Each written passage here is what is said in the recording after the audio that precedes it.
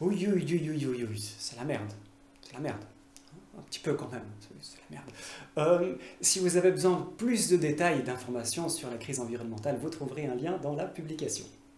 En attendant, et un peu plus sérieusement, on est actuellement face à un choix. Certains et certaines d'entre nous l'ont déjà fait, mais pour celles et ceux qui ne l'ont pas encore fait, c'est le dernier moment pour faire ce choix. Choisissez la pilule bleue, et on est dans un monde où l'humanité reste telle qu'elle est.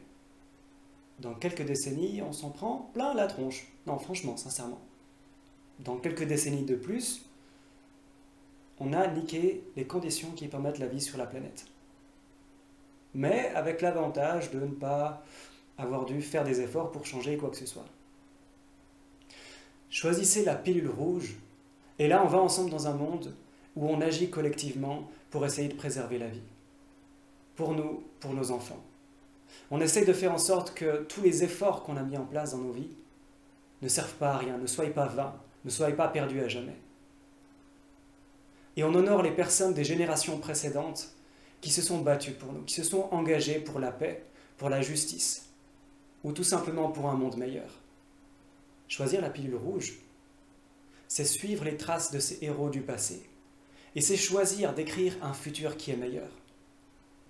Bien sûr, ça demande des efforts, mais ces efforts sont récompensés. Faire des efforts pour le bien commun, c'est s'accomplir, c'est avoir une vie qui est riche de sens, c'est faire un pas de plus vers le bonheur. Et la troisième option, c'est ne pas choisir. Mais ne pas choisir, en fait, ça revient juste à choisir la pilule bleue en attendant. Mais en attendant quoi? Une grande partie d'entre nous, on a déjà les ressources pour à notre échelle avoir un impact. Déjà en nous informant sur la thématique, en parlant autour de nous, en s'informant aussi sur les actions concrètes qu'on peut mettre en place ensemble. Et on a besoin d'agir ensemble aujourd'hui. Mais pour faire face à l'urgence, on a aussi besoin d'agir de manière rapide et efficace. Et on a des modèles par le passé, comme Martin Luther King ou Gandhi, qui par la désobéissance civile ont réussi à changer le cours des choses, le cours de l'histoire, à transformer une société. Et c'est pour cette raison-là que dès lundi prochain, des personnes de tous les âges iront s'asseoir pacifiquement dans les rues pour envoyer un message fort, non seulement à la population, au travers des médias, donc de faire vraiment progresser la question du climat et de l'environnement dans le débat public, mais aussi de mettre cette question-là au top des priorités de l'agenda politique. Personnellement, j'y serai, et c'est vraiment important qu'on soit un maximum de monde, chacun et chacune fait vraiment la différence.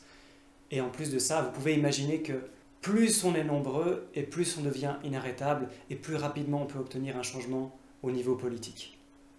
Alors rejoignez-nous à Zurich, parce que ce changement, on en a vraiment besoin, et on en a besoin maintenant.